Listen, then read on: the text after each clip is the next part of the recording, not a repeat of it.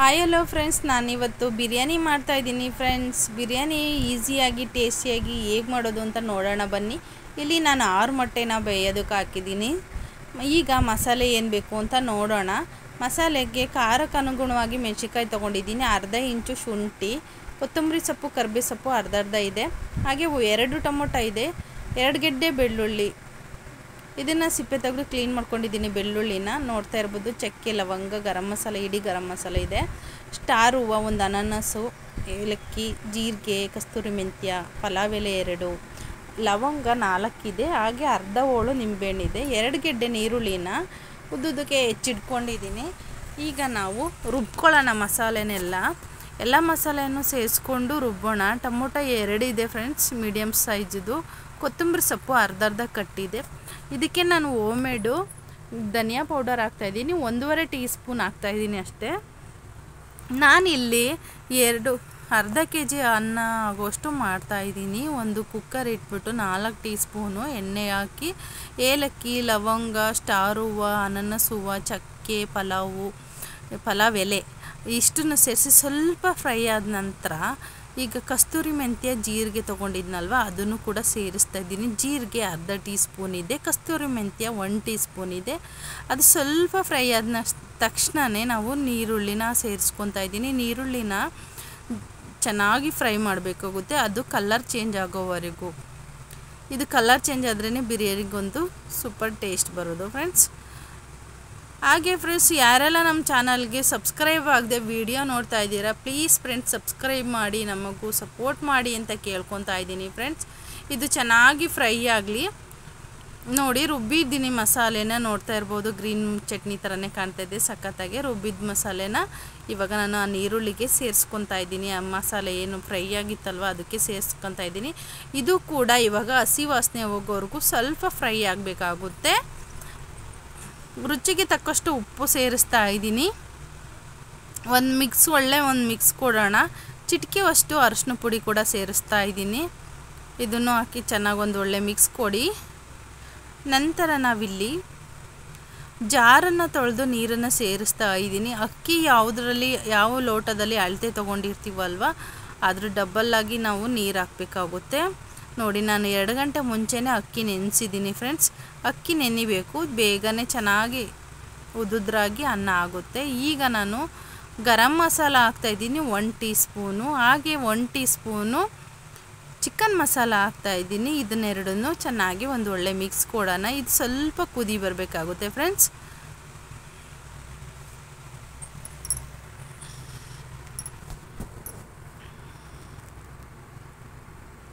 ಈಗ ನಾನು ಅಕ್ಕಿನ ನೆನೆಸಿದ್ನಲ್ಲ ಅದನ್ನು ನೀರನ್ನೆಲ್ಲ ತೆಗೆದ್ಬಿಟ್ಟು ಅಕ್ಕಿನ ಸೇರಿಸ್ತಾ ಇದ್ದೀನಿ. ಇಲ್ಲಿ 2 ಗ್ಲಾಸು ಅಕ್ಕಿ ಇದೆ. 2 ಗ್ಲಾಸ್ ಅಂದರೆ ಅರ್ಧ kg ಅಷ್ಟು ಅಕ್ಕಿ ಇದೆ ಫ್ರೆಂಡ್ಸ್.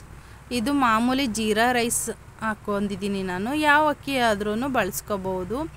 ಅದು 2 ಗ್ಲಾಸ್ ಅಕ್ಕಿ ನೆನೆಸಿದ್ದೆ, ಅದಕ್ಕೆ ನಾನು 4 ಗ್ಲಾಸ್ಗಿಂತ ಸ್ವಲ್ಪ ಕಡಿಮೆ ನೀರು ಹಾಕಿದ್ದೀನಿ. ಯಾಕಂದರೆ ನೆನೆಸಿರ್ತೀವಲ್ವ ಅಕ್ಕಿ ನೀರನ್ನು ಕಡಿಮೆ ತಗೊಳುತ್ತೆ, ಅದಕ್ಕೋಸ್ಕರ ಒಂದು 3 ಗ್ಲಾಸ್ ನೀರು ಹಾಕಿದ್ದೀನಿ ಫ್ರೆಂಡ್ಸ್. ಇದನ್ನು ಚೆನ್ನಾಗಿ ಒಂದು ಒಳ್ಳೆ ಮಿಕ್ಸ್ ಕೊಡೋಣ. ಇವಾಗ ನಾವು ಮೊಟ್ಟೆನ ಬೇಯಿಸಿ ಸಿಪ್ಪೆ ತೆಗೆದು ನೀಟ್ ಮಾಡಿ ಇಟ್ಟಿದ್ದೀನಿ, ನೋಡ್ತಾ ಇರ್ಬೋದು.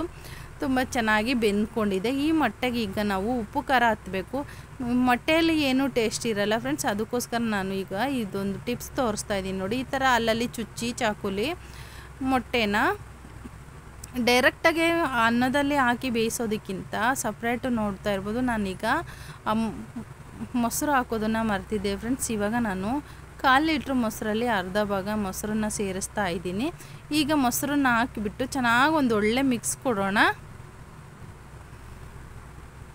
ನಂತರ ಪಕ್ಕದಲ್ಲಿ ಒಂದು ಬಾಣಲಿ ಇಟ್ಕೊಂಡು ಮೊಟ್ಟೆ ಏನು ಇದೆಯಾ ಅದನ್ನೆಲ್ಲ 1 ಟೀ ಸ್ಪೂನ್ ಎಣ್ಣೆ ಸೇರಿಸ್ಬಿಟ್ಟು ಆ ಮೊಟ್ಟೆನೆಲ್ಲ ನಾವು ಈ ಥರ ಎಣ್ಣೆಯಲ್ಲಿ ಫ್ರೈ ಮಾಡಬೇಕಾಗುತ್ತೆ. ಅದರಿಂದನೇ ಒಂದು ಮೊಟ್ಟೆಗೆ ಒಂದು ಟೇಸ್ಟ್ ಬರುತ್ತೆ ಫ್ರೆಂಡ್ಸ್.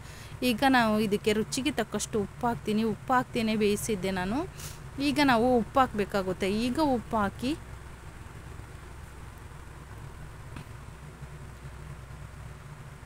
ಈ ಥರ ಫ್ರೈ ಮಾಡೋದ್ರಿಂದ ಅದಕ್ಕೆ ಬಿರಿಯಾನಿಗೆ ಒಂದು ಗಮ್ಮತ್ತಿರುತ್ತೆ.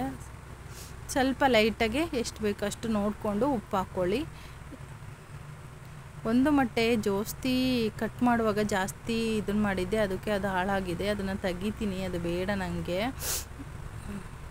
ಈಗ ರುಚಿಗೆ ತಕ್ಕಷ್ಟು ಉಪ್ಪು ಹಾಕೋಣ.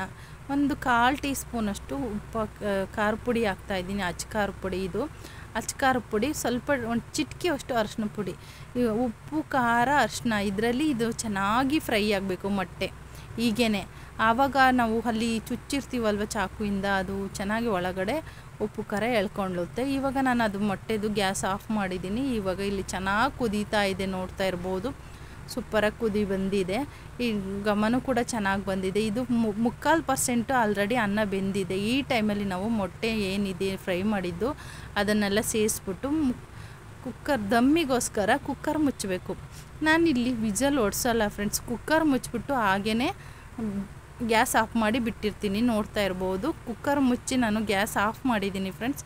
ನೋಡ್ತಾ ಇರ್ಬೋದು, ಇಲ್ಲಿ ಅನ್ನ ಎಲ್ಲ ಅಳ್ಕೊಂಡಿದೆ ಚೆನ್ನಾಗಿ. ನೋಡ್ತಾ ಇರಿ ಎಷ್ಟು ಚೆನ್ನಾಗಿ ಉದುದ್ರಾಗಿ ಅನ್ನ ರೆಡಿಯಾಗಿದೆ ಅಂದರೆ ತುಂಬ ಚೆನ್ನಾಗಿ ರೆಡಿಯಾಗಿದೆ. ನಾವು ಅಕ್ಕಿ ನೆನೆಸೋದ್ರಿಂದ ಇದೇ ಥರ ಚೆನ್ನಾಗಿ ಉದುದ್ರಾಗಿ ಬರುತ್ತೆ. ಅಕ್ಕಿ ತಗೊಂಡಿರ್ತೀವಲ್ವ, ಅದಕ್ಕೆ ಡಬ್ಬಲ್ಲಾಗಿ ನೀರು ಹಾಕ್ಬಾರ್ದು. ಅಕ್ಕಿ ನೆನೆಸಿದ್ರೆ ಮಾತ್ರ ನೀರನ್ನು ಡಬ್ಬಲಾಗಿ ಹಾಕಬೇಡಿ ಫ್ರೆಂಡ್ಸ್. ಇವಾಗ ಅಕ್ಕಿ 2 ಗ್ಲಾಸ್ ತೊಗೊಂಡಿದ್ವಿ ಅಂದರೆ 3/4 ಅಷ್ಟು ಹಾಕಬೇಕು. ಅಂದರೆ 1/4 ಭಾಗ ನೀರನ್ನು ಕಡಿಮೆ ಹಾಕಿದರೆ ಈ ಕ್ವಾಂಟಿಟಿಗೆ ಅನ್ನ ರೆಡಿಯಾಗುತ್ತೆ. ಸೂಪರಾಗಿ ರೆಡಿಯಾಗಿತ್ತು ಫ್ರೆಂಡ್ಸ್. ರುಚಿ ಕೂಡ ಅಷ್ಟೇ ಚೆನ್ನಾಗಿತ್ತು. ನೀವು ಕೂಡ ಟ್ರೈ ಮಾಡ್ತೀರಾ ಅಂದ್ಕೊಂಡಿದ್ದೀನಿ. ಎಗ್ ಬಿರಿಯಾನಿ ಹೇಗಿತ್ತು, ಹೇಗೆ ಬಂತು ವಿಡಿಯೋ ಅಂತ ಕಮೆಂಟ್ ಮಾಡೋದನ್ನು ಮರಿಬೇಡಿ ಫ್ರೆಂಡ್ಸ್. ಪ್ಲೀಸ್ ಹಾಗೆ ಸಬ್ಸ್ಕ್ರೈಬ್ ಮಾಡಿ, ವಿಡಿಯೋನ ಸ್ಕಿಪ್ ಮಾಡದೆ ಪೂರ್ತಿ ವಿಡಿಯೋ ನೋಡಿ ಫ್ರೆಂಡ್ಸ್ ಅಂತ ಕೇಳ್ಕೊತಾ ಇದ್ದೀನಿ. ಬನ್ನಿ ಬಿರಿಯಾನಿ ಟೇಸ್ಟ್ ಮಾಡುವ. ನೋಡ್ತಾ ಇದ್ದೀರಲ್ಲ, ಸೂಪರ್ ಟೇಸ್ಟ್ ಇತ್ತು ಫ್ರೆಂಡ್ಸ್. ಬಿರಿಯಾನಿಗಂತೂ ಅಂಗಡಿ ಯಾವುದೇ ಹೋಟೆಲ್ಗೂ ಕಮ್ಮಿ ಇರಲಿಲ್ಲ, ಅಷ್ಟು ಟೇಸ್ಟಿಯಾಗಿತ್ತು ಬಿರಿಯಾನಿ. ನಾನು ಮೊಸರು ಪಚ್ಚಡಿ ಕೂಡ ಮಾಡಿದ್ದೆ. Thank you for watching.